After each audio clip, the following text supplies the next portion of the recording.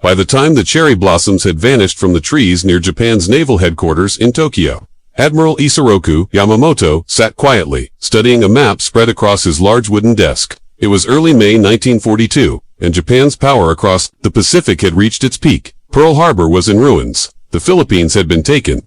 Japan now controlled the oil-rich Dutch East Indies. But something inside Yamamoto didn't feel right. A quiet unease stayed with him, a feeling of concern that others around him ignored.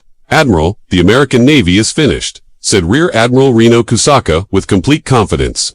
"Still riding the wave of Japan's recent string of victories. Their ships are scattered. Their morale is broken. Taking Midway will be routine." Yamamoto's hand slowly moved across the map, pausing on a small dot in the ocean labeled Midway. His intelligence teams had given him full briefings on what the Americans were capable of, but the reports seemed optimistic, perhaps softened by officers afraid to deliver bad news. The strict military values that had produced such loyal and disciplined warriors were now clouding their judgment.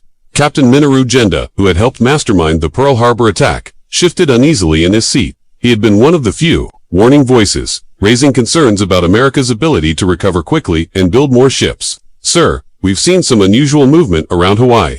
It's possible they're concentrating the rest of their fleet." The room went quiet. Several officers exchanged frustrated looks. Vice Admiral Kiichi Nagumo cleared his throat and spoke firmly. "Captain Genda, your concern is understood, but we must not allow fear to distract us. The Americans haven't shown they can match our skills in battle." Yamamoto looked around at the men in the room, men who had accomplished what many had thought impossible. They had hit the U.S. Navy when it was unprepared and had forced Western powers to retreat across much of Asia, but now that success had become dangerous. There was a growing belief that Japan's spiritual strength alone could beat any technological or material disadvantage. Yamamoto had lived in the West. He had seen America's massive factories and understood the potential of its industry. "Gentlemen," he finally said, his voice steady but serious, "victory can make even wise people forget themselves. The Americans are wounded, not defeated. Every extra day we wait gives them time to recover and improve." But few were listening. They were dreaming of one final crushing strike that would end the war. For years, Japanese naval thinking had been built around the idea that one decisive battle could decide everything. As the officers left the meeting, Yamamoto remained alone, staring down at the map, his doubts growing stronger. Outside, Tokyo was alive with celebration. Newspapers praised the military's success. Citizens cheered their heroes. The government spoke confidently of expanding Japan's influence across Asia. But in his quiet office, the man who had once warned against provoking the United States now feared their own victories had made Japan blind to danger. Meanwhile, in Hawaii, Lieutenant Commander Edwin Layton walked back and forth inside a small, crowded intelligence office at Pearl Harbor. Bits and pieces of intercepted Japanese radio traffic filled his mind. It was May 20th, 1942, and the puzzle was finally starting to make sense. Bright lights lit up the room, where messages covered his desk. Each one was a clue to what the Japanese Navy was planning, hints that could shift the course of the war. "Sir, another message from the Japanese Fourth Fleet," said Ensign Joseph Rockford, his voice tired from days of long shifts. "They're asking for more fuel for something called Operation May." Layton's focus sharpened. For weeks, they had been watching Japan move more ships, piecing together a pattern that suggested a major strike was coming. This wasn't just another raid. It looked bigger than Pearl Harbor. Far away in Tokyo, Commander Jahachi Tanabe stood in front of Yamamoto's staff, bringing news they didn't want to hear. He had just returned from a scouting mission near Hawaii, and what he saw was troubling. "Admiral, the Americans aren't as weak as our other reports claim," he said calmly, even though the room had turned cold with disapproval. "Docks are working around the clock. I saw at least 3 aircraft carriers at Pearl Harbor. These aren't scattered survivors, they're fully operational." No one spoke. The silence was sharp. Vice Admiral Nagumo looked displeased. "Commander, your report doesn't match our intelligence. Are you sure about what you saw?" Tanabe didn't hesitate. "Yes, sir. I saw the USS Enterprise and USS Hornet, both fully active. I also saw signs of major repairs on other ships. They're recovering faster than we thought." Captain Genda immediately grasped the danger. If they have 3 working carriers, they can launch enough planes to pose a serious threat. "We should reconsider the timing of our mission." Rear Admiral Kusaka wasn't convinced. He waved the warning aside. "Even if they have 3 carriers, we have more. Our pilots have been in constant battle for months. Theirs are new and untested." American military analysts would later describe this disagreement as a critical flaw in Japan's planning. There was a growing gap between what scouts were reporting and what high-ranking officers wanted to believe. Some were blinded by their success. Others, like Tanabe, had seen enough of America's production strength to worry about a long war. "Sir, the Americans are more capable than we imagined," Tanabe insisted. That raid on Tokyo proves they can hit us from aircraft carriers. If they can do that, who knows what else they'll manage. The mention of the Tokyo bombing struck a nerve. That small attack had stunned Japan's leaders and people alike, proving their homeland wasn't untouchable. But instead of inspiring caution, it only made some leaders even more eager to deliver a final blow that would end the threat for good. Yamamoto listened in silence. His own intelligence sources were saying the same thing: more American ships, faster repairs, signs of preparation. But his staff kept downplaying the danger, choosing comforting predictions over honest warnings. In the end, Yamamoto gave the green light for Operation May. He had doubts, but political pressure was mounting, and the recent string of victories had made retreat seem unthinkable. The belief in Japan's unbeatable strength was too deep. By late May, the race to decode enemy messages had reached its climax. In a basement at Pearl Harbor, Commander Rockford sat surrounded by noisy machines and stacks of decoded radio transmissions. Everything they were working on could shape the fate of the Pacific. "I've got it," Rockford said, looking up from a freshly cracked message. "They're going after Midway. They call it AF. And we've confirmed it with the water trick." That trick had been simple but brilliant. The Americans knew Japan was using the code AF for a secret location, but weren't sure where it was. So they had Midway send an open message about problems with its water system. Shortly after, Japanese intelligence passed along a report that AF had water issues, confirming it was Midway. Lieutenant Commander Layton rushed to Admiral Chester Nimitz's office, messages in hand.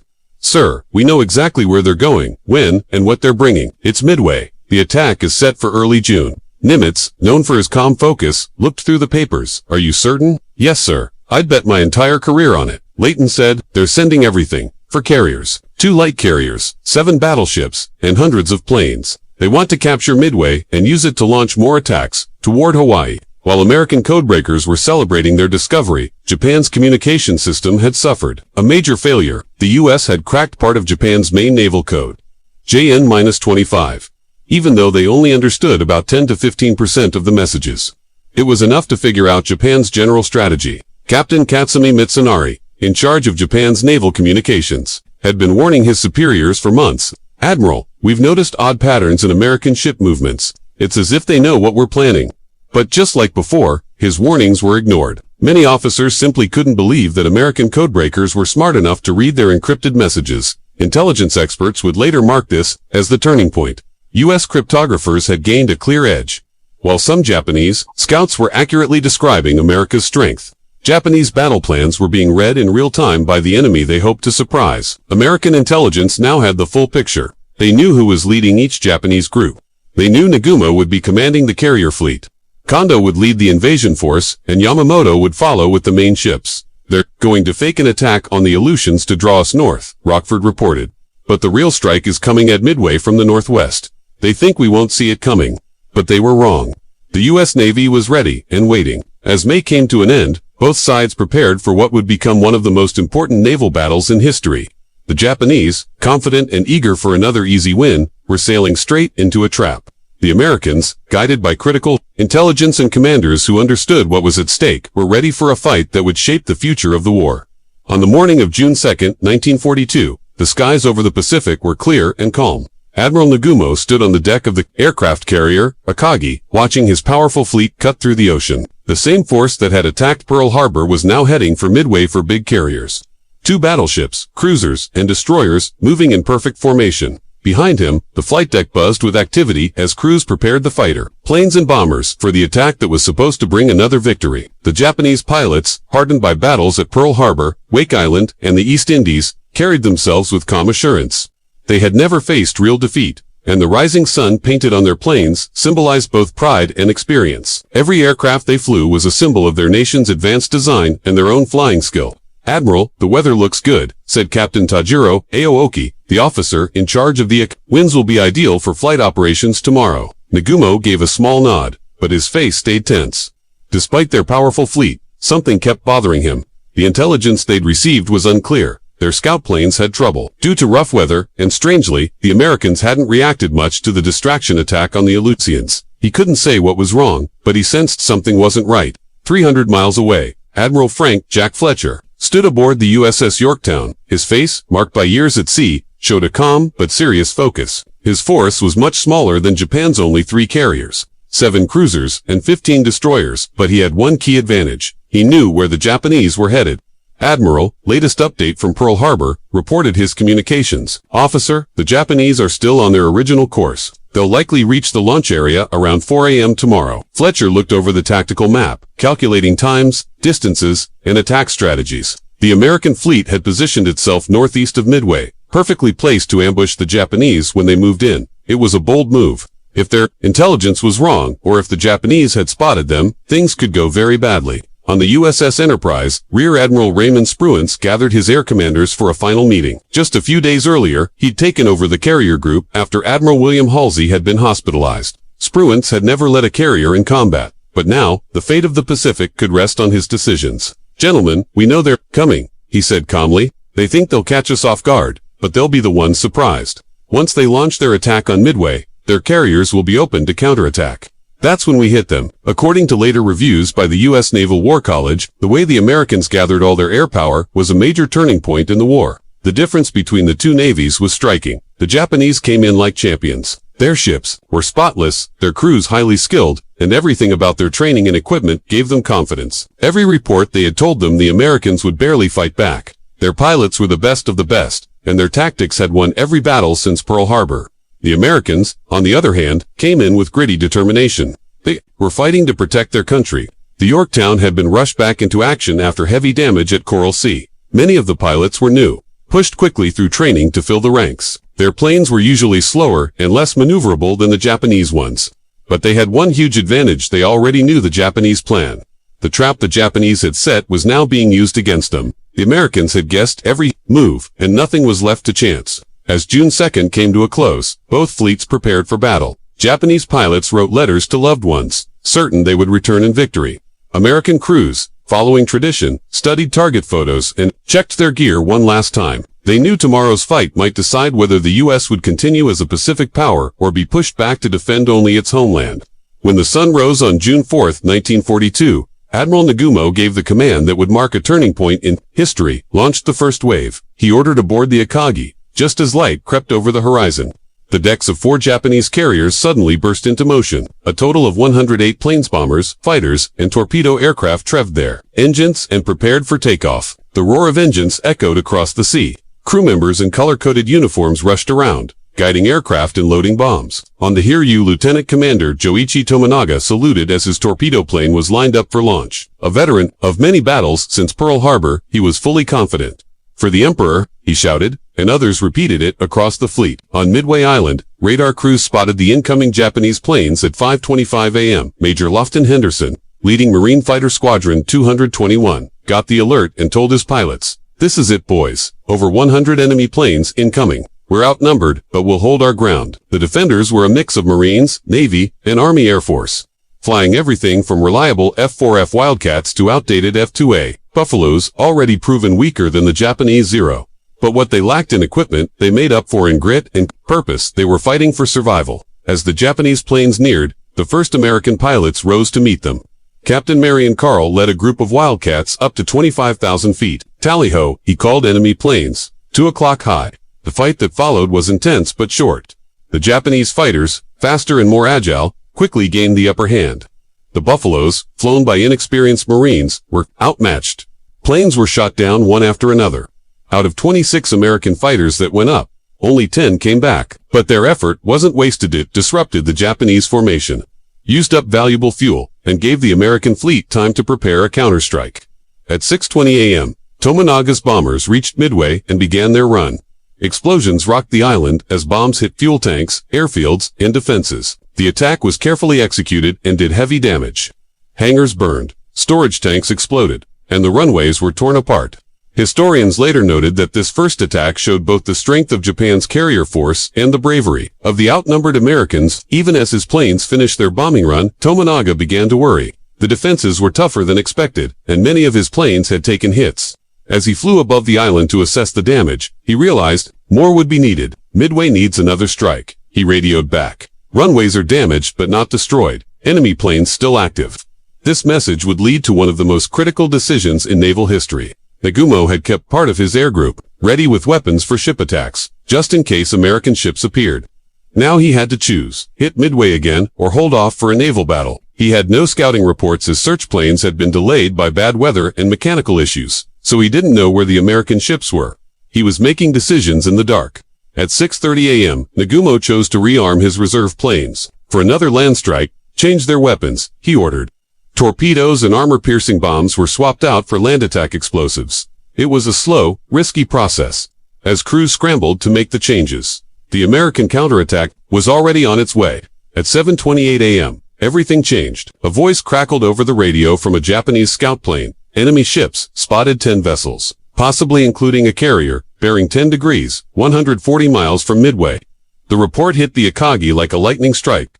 The worst-case scenario was now real. Nagumo had planes on deck in the middle of being rearmed, and pilots were still recovering from the earlier attack. His carriers weren't ready to fight. Stop the rearming, Nagumo shouted. Switch back to anti-ship weapons immediately. Chaos broke out on the flight decks. Crews rushed to undo the changes, removing land bombs and loading torpedoes. Again, it was a dangerous rush with live bombs scattered everywhere. Meanwhile, American planes were already closing in. Lieutenant Commander Eugene Lindsay from the USS Enterprise led Torpedo Squadron 6 into what would become a death trap. 14 slow, outdated Devastator torpedo planes flew just above the ocean to avoid being seen. There they are, Lindsay radioed. 4 carriers with heavy escort were going after the closest one. Japanese patrol planes spotted them from miles away. The Zeros, faster and more agile, swooped in. Enemy torpedo bombers from the southeast, reported Lieutenant Commander Shigeru Itae, engaging. Now, what followed was a massacre. The Devastators had to fly low and straight to launch their torpedoes properly, making them easy targets. One by one, they were torn from the sky. The torpedoes they carried were known to be faulty. Still, they went forward. Lindsay's plane was among the first shot down. He and his crew died in the attempt. Of the 14 planes in his squadron, only one made it back, and that pilot died from injuries soon after landing. But their sacrifice was not wasted, according to deep analysis by the Naval War College. This doomed attack pulled the Japanese defenders down low, opening the skies above. That opening would prove critical for what came next, and would change the course of the entire war. Asterisk, the torpedo bomber crews suffered heavy losses, but their mission wasn't for nothing. While Japanese fighters focused on shooting down those low-flying planes, they left the skies above wide open. Asterisk, at around 10:20 a.m., Lieutenant Commander Wade McCluskey, leading a group of 37 Dauntless dive bombers from the Enterprise, spotted the Japanese fleet from high above. There they are, he radioed for carriers moving quickly northwest. He gave the order to attack the nearest one.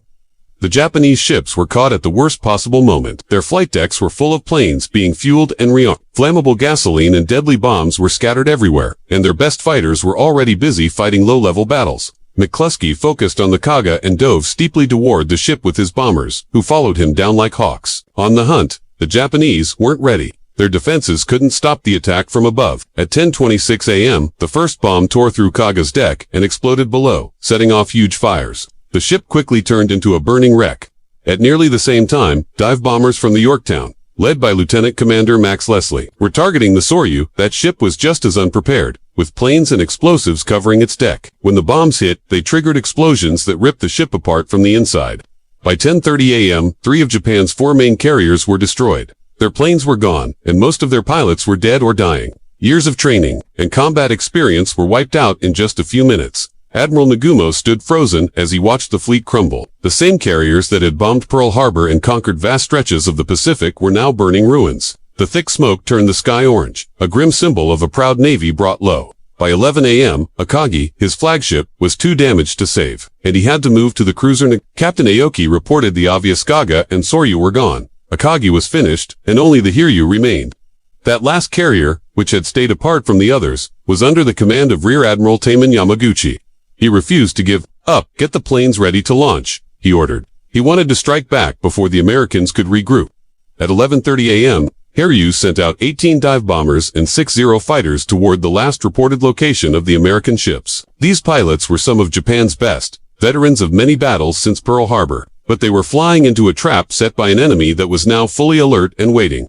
On the Yorktown, Admiral Fletcher saw the approaching planes and gave the warning. Air attack incoming. This is not a drill. American fighters led by Lieutenant Commander Jimmy Thatch took off to meet the threat. Thatch, who had developed special flying techniques to fight Zeros, positioned his fighters to intercept. He radioed his men as the bombers came into view. Enemy bombers coming from the southwest. Engage them now. The dogfight that followed was intense. The Japanese were skilled, but the American defenses were ready and well coordinated. Guided by radar, U.S. planes intercepted most of the attackers before they reached the ships. Only 7 Japanese bombers made it through, but those 7 pressed on with deadly focus.